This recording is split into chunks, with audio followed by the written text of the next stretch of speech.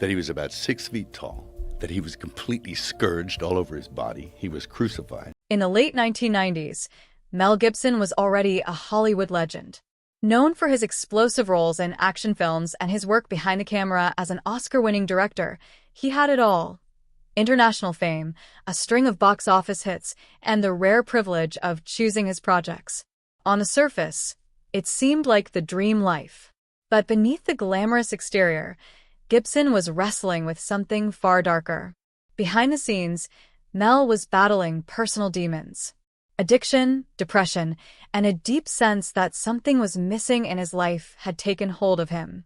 He was on the edge, not just professionally, but emotionally. It's easy to imagine that most Hollywood stars would have the perfect solution: more fame, more money, more success. But for Mel, it wasn't enough. He wasn't just fighting inner turmoil, he was fighting for his soul.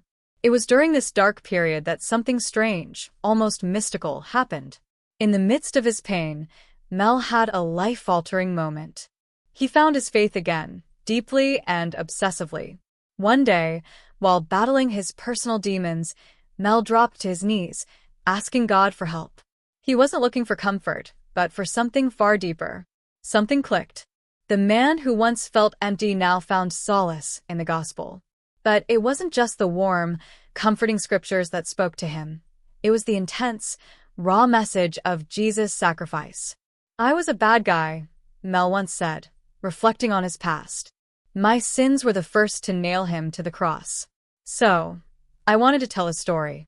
This was more than just an idea for a film. This was a deeply personal project. It wasn't about Hollywood glam or blockbuster appeal. It was about redemption. It was about Mel facing his own struggles and using the medium of film to explore the depths of Christ's sacrifice. But Mel couldn't have anticipated the chaos and spiritual turbulence that would follow. As he dove deeper into his research, studying scripture, historical texts, and mystic writings, he unknowingly set the stage for something that would not only change his life, but the lives of everyone involved in this project. When Mel Gibson pitched his idea for The Passion of the Christ to Hollywood studios, the response was swift and unanimous: rejection. The film he envisioned was nothing like the typical Hollywood blockbuster. There were no big stars, no catchy marketing hooks, and no promise of a family-friendly rating. What Mel had in mind was something raw and unapologetic, a brutally honest retelling of Jesus' last hours, spoken entirely in ancient languages like Aramaic, Hebrew, and Latin. And that wasn't all. The film would be graphic, showing the extreme violence that led to Christ's death in painstaking detail.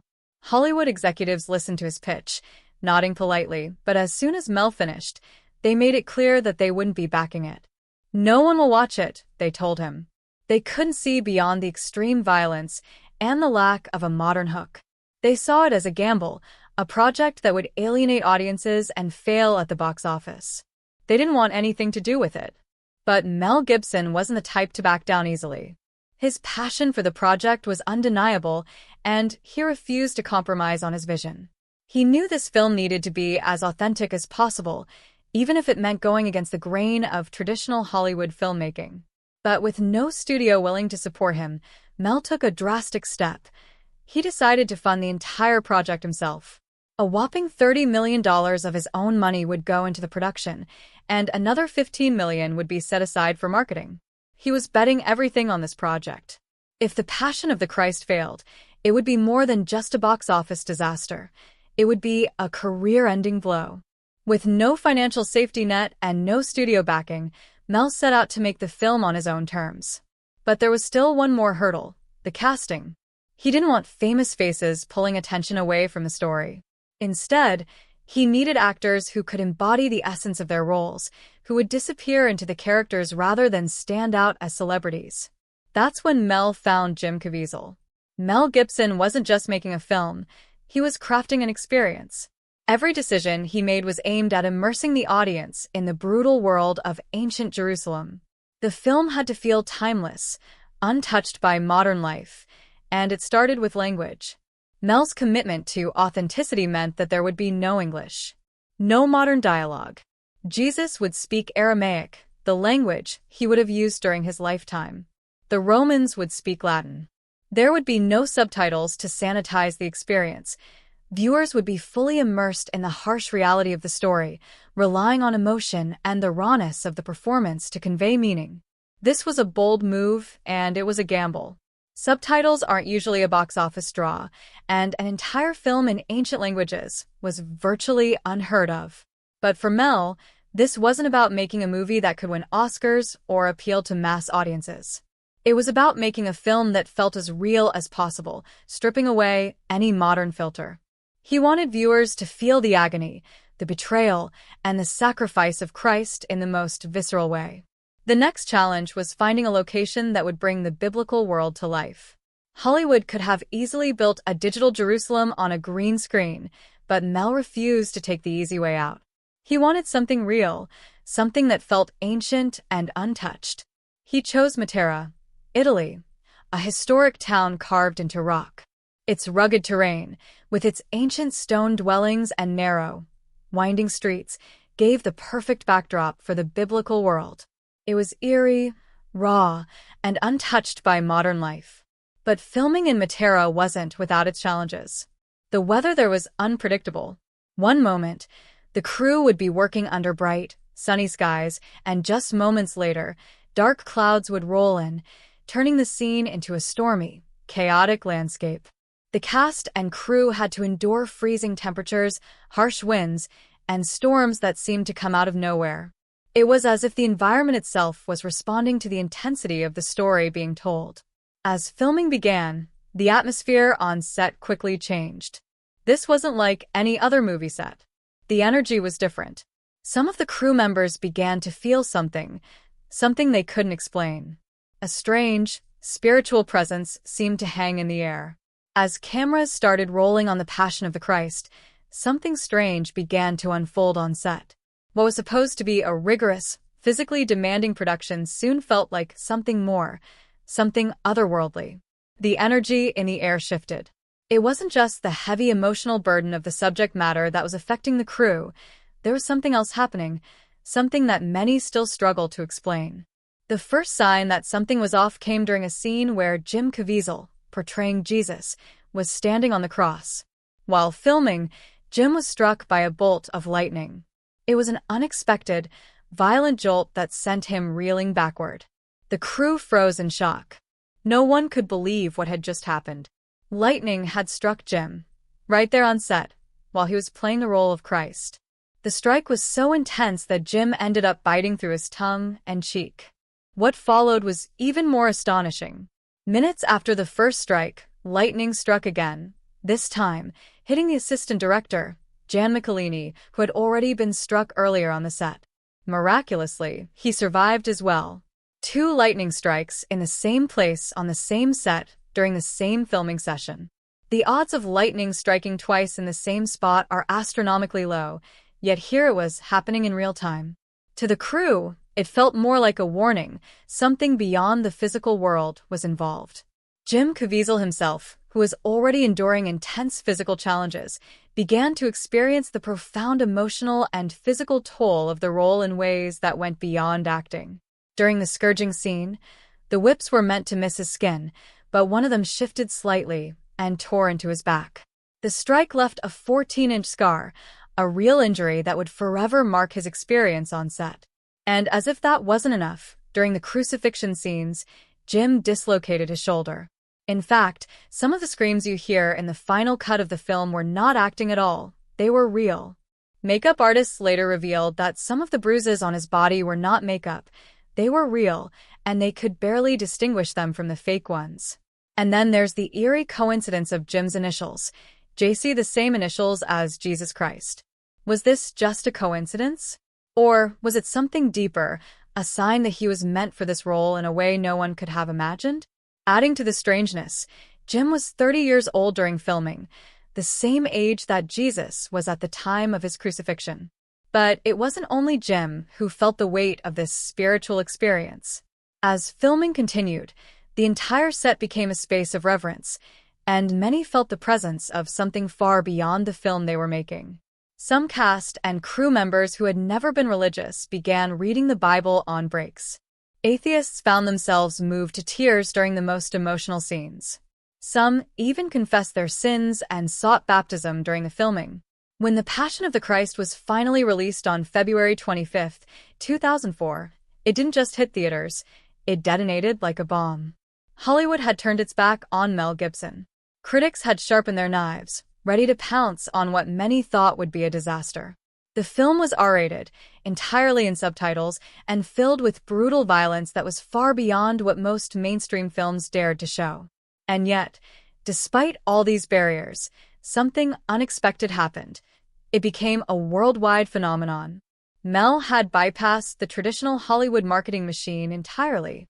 Instead of relying on the usual press tours and star-studded interviews, he turned to an unlikely source: churches. Evangelical leaders, Catholic priests, and Christian influencers received early cuts of the film. Private screenings were held not in glamorous Beverly Hills theaters, but in church basements and conference halls across the United States. These screenings were more than just a way to preview the film. They became grassroots campaigns, with pastors and religious leaders encouraging their congregations to attend, calling the movie a spiritual event. On opening day, The Passion grossed an astonishing $23.5 million, despite the lack of traditional Hollywood backing. By the end of its opening weekend, the film had made $83.8 million, shattering records and beating all expectations. For comparison, no other February release had ever opened so big. It was clear that this was no ordinary movie. It was a cultural phenomenon. The film's success didn't stop there. Despite the intense violence, lack of major stars, and the controversial subject matter, The Passion continued to draw in massive audiences.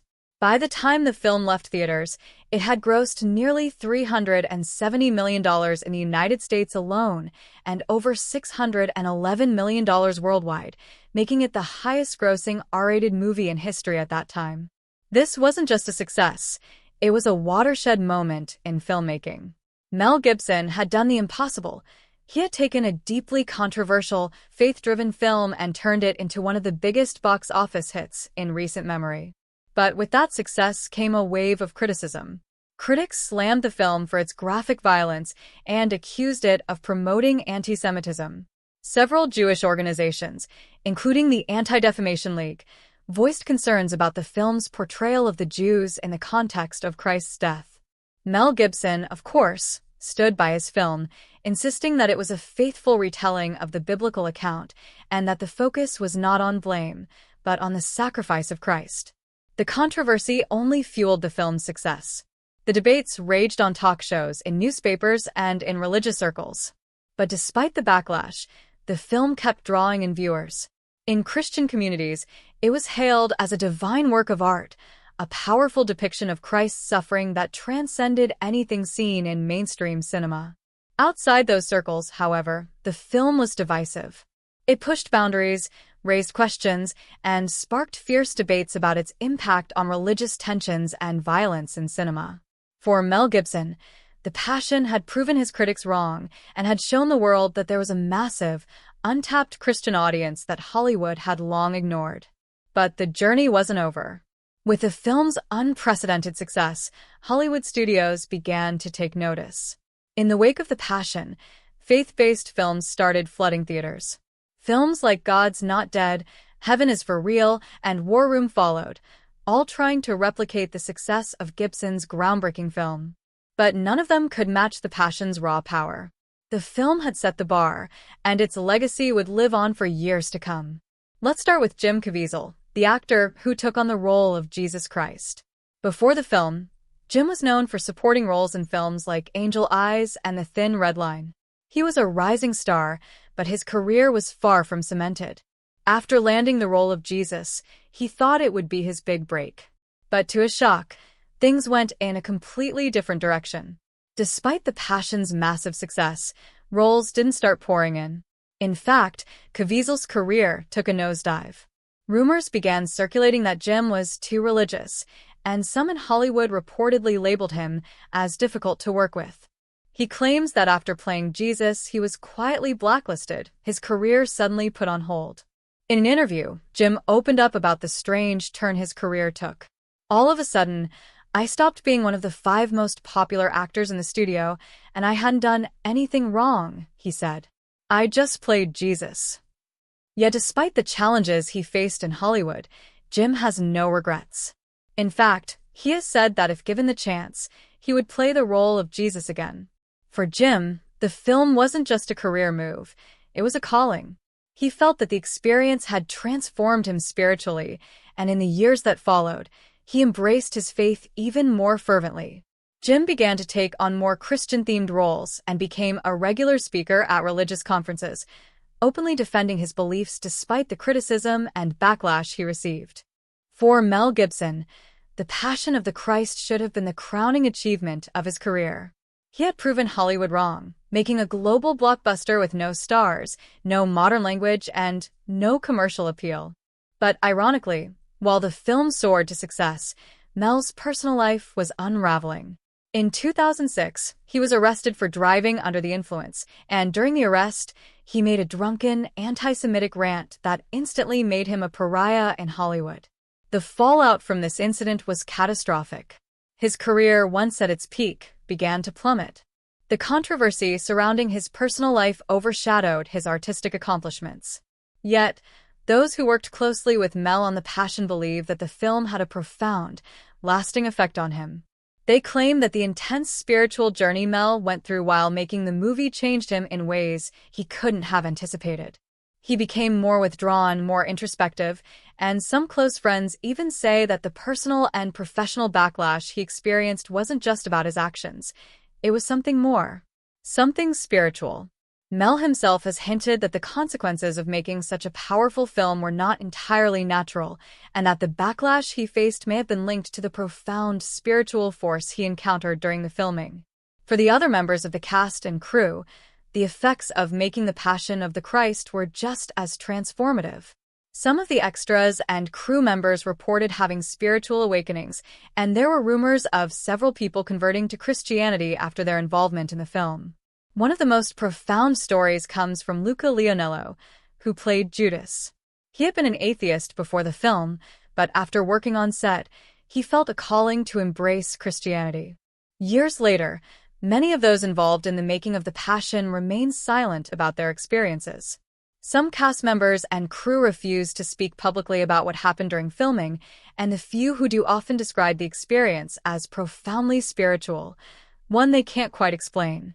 Perhaps the most mysterious aspect of all is the eerie silence surrounding the film. Those who lived through it know that the making of The Passion wasn't just about creating a movie. It was a journey that, for many, crossed into the realm of the supernatural. In the end, The Passion of the Christ wasn't just a film, it became a